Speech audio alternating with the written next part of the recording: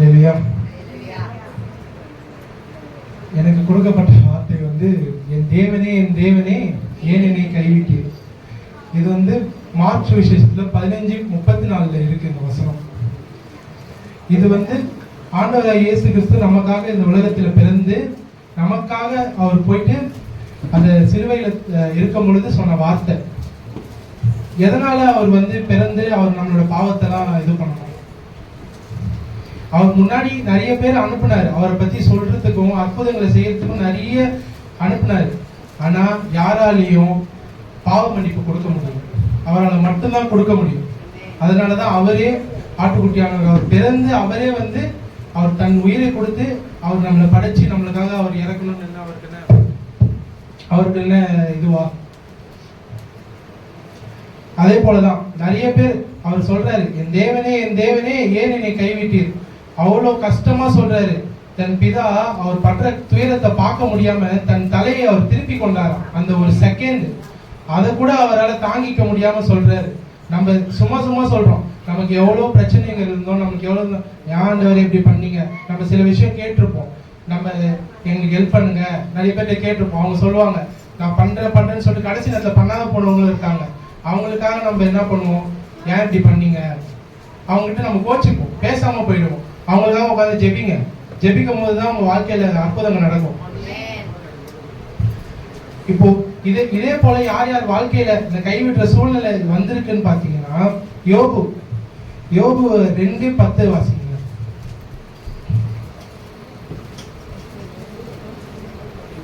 அதற்கு அவர், நீ பைத்தியக்காரி பேசுகிறது போல பேசுகிறாய், தேவன் கையிலே நன்மையை பெற்ற நாம் தீமையும் பெற வேண்டாமோ என்றார். இவை எல்லாவற்றிலும் யோபு தன் உதடுகளினால் பாவம் செய்யவில்லை. யோபுன்னு ஒருத்தர் இருந்தார். அவர் வந்து அரேபியால அந்த ஊர்ல எப்படின்னா, உங்களுக்கு தெரியும் எல்லாம் 2 வைஃப் 3 வைஃப்னு வச்சிருப்பாங்க அந்த காலத்துல. நம்ம தாத்தாங்களே சில பேர் இருந்திருக்காங்க. அப்படி இருந்திருந்தாலும் அவரு அப்பவும் அவர் உத்தமனமா இருந்தாராம். அந்த காலத்திலயும் அவரு பாடுகளை சாத்தான் சொல்றான், இவர் வந்து நான் யோபின் மேல் கண் வைத்தாயோ அப்படின்னு சொல்லிட்டு ஆண்டவர் கேட்கிறாரு சாத்தானை பார்த்து. அவன் வந்து உங்களை இது பண்றான், நீங்க அவருக்கு இது கொடுத்தீங்கன்னா, பிரச்சனை கொடுத்தீங்கன்னா அவன் உங்களை விட்டுருவான் அப்படின்னு சொல்லிட்டு சொல்றாரு. ஆனா யோபு எந்த சூழ்நிலையிலையும் ஆண்டவரை விடவே இல்லை. அவ்வளவு பிரச்சனை வந்தும் அவன் வைஃப் சொல்றாங்க தேவனை தூஷித்து ஜீவனை விடுன்னு சொல்றாங்க, அப்பவும் அவர் விடலை. என் ஆண்டவர் என்னை சாவடித்தாலும் கூட நான் அவர் பேர்ல பட்டுதலா இருப்பேன்னு சொல்றாரு. அவர் நண்பர்கள் சொல்றாங்க, யாருமே அவருக்கு வந்து நம்ம கஷ்டத்துல இருக்கும்போது சொல்லுவாங்க நாங்க இருக்கோம், நாங்க பாத்துக்கிறோம் அப்படின்னு சொல்லுவாங்க. யாரும் பண்ண மாட்டாங்க. இவரோட ஃப்ரெண்ட்ஸும் அப்படிதான் சொல்றாங்க, நீ ஏதோ பாவம் பண்ணிட்ட, அதனாலதான் ஆண்டவர் உன்னை தண்டிக்கிறாரு அப்படின்னு சொல்றாங்க. பாவம் ஆனா அவர் செஞ்சாரா? கிடையவே கிடையாது, அவர் செய்யல. ஆனா அவர் செஞ்சதா சொல்றாங்க. ஆனா அவர் சில இடத்துல சொல்லியிருக்காரு பைபிள்ல, ஆண்டவரை வந்து அது வந்து இது வசனம் இல்லை, இது கவிதை. சில இடத்துல சொல்லியிருக்காரு ஆண்டவர் என்ன இப்படி பண்ணிட்டாருன்னு சொல்லியிருக்காரு.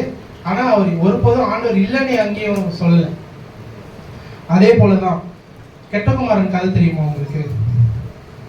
லூக்கா 15:11-32 வரைக்கும் இந்த ஸ்டோரி தான் ஃபுல்லா இருக்கும். அவர் வந்து தன் தகப்பன் கிட்ட போயிட்டு தன்னுடைய சொத்தை பாதியா பிரிச்சு எடுத்துக்கொண்டு போய் அதை ஃபுல்லா செலவு பண்ணி ரொம்ப ஒரு அதாவது பண்ணிக்கு போடுற தவிட்டை வச்சு தன்னுடைய வயிற்றை நிரப்பிக் கொள்ளலான்ற அளவுக்கு அவர் வந்து ஒரு இடத்தை தள்ளப்பட்டார். அப்போ அப்படி ஆனாலும் அப்போ அவர் யோசிக்கிறார், என் தகப்பன் கிட்ட போனா வேலை செய்யறவங்களே அந்த அளவுக்கு சாப்பிடுவாங்களே, நான் அவர்கிட்ட போய் ஒரு வேலைக்காரனா கூட போய் நான் சேர்ந்துடுறேன் அப்படின்னு சொல்லிட்டு அவர் சொல்லுவார்.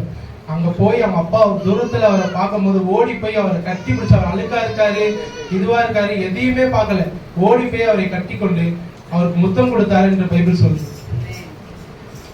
அதே மாதிரிதான் நம்ம எவ்வளவு பாவம் செஞ்சிருந்தாலும் அதை அறிக்கையிட்டு ஜெபம் பண்ணுங்க. கர்த்தர் உங்களை எப்பயுமே விட மாட்டாரு, அவர் உங்களை எப்பொழுதும் கூடயே வச்சுப்பாரு. அதே மாதிரிதான் தானியேலை பத்தி நீங்க பைபிள்ல பார்க்கலாம். அவருக்கும் அந்த இது கொடுக்கப்படுது.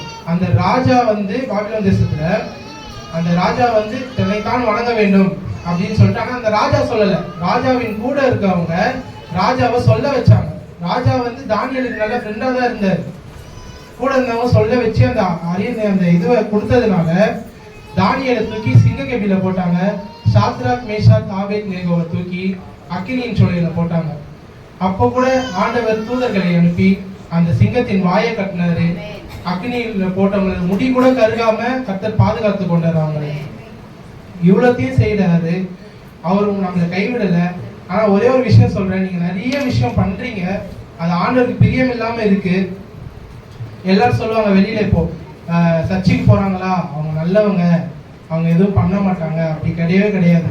வெளி தோட்டத்தை இந்த கை போலதான், வெளி தோட்டத்துல பார்க்க எல்லாம் வெள்ளையா தான் இருக்கும். அவங்க மனசுக்கு தான் தெரியும் எவ்வளவு இதுக்கு அழுக்கு உள்ளன்ட்டு. அதையும் நீங்க ஆண்டவர்கிட்ட உயர்த்தி நீங்க ஜெபம் பண்ணும் போதுதான் கர்த்தர் உங்களுக்கு நீடித்த நாட்களை தருவார். நம்ம செத்ததுக்கு அப்புறமா கூட அவர் கூட போய் நம்ம பிரவேசிக்கணும்னா இது ஒண்ணுதான் நம்மளுக்கு வழி, இது ஒண்ணுதான் நமக்கு ஜீவனை தரும். யோசுவால சொல்றாரு, நானே வழியும் அதுவும் ஜீவனமா இருக்கிறேன்னு சொல்றாரு. நான் உன்னை விட்டு விலகுவதும் இல்லை, உன்னை கைவிடுவதும் இல்லைன்னு சொல்றாரு. அதே போலதான் நீங்க கர்த்தரை இது பண்ணிக்கணும். சரி இயேசு நமக்கு இரு கையிலே பயம் இல்லையே, கைவிடாத நேசர் இயேசு நமக்கு இரு கையிலே பயம்.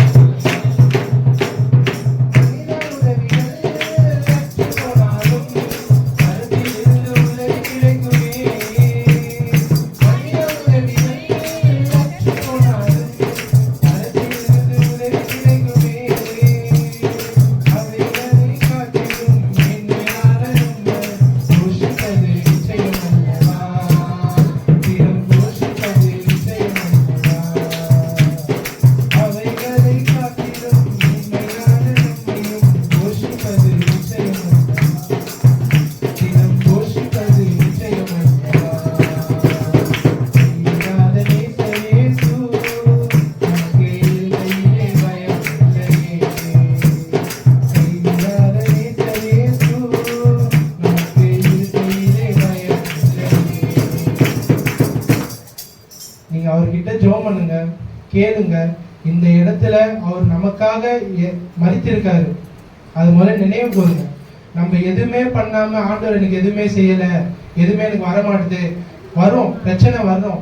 ஏன்னா இந்த உலகத்துல உனக்கு உபத்திரம் உண்டு, ஆனாலும் திறன் கொள்ளுங்க, நான் இந்த உலகத்தை ஜெயிப்பேன்னு சொல்லிருக்காரு. அது வரைக்கும் நீங்க வெயிட் பண்ணுங்க, கர்த்தர் நிச்சயமா உங்களுக்கு ஆசீர்வாதத்தை தருவாரு. வாய்ப்பு பாஸ்டர்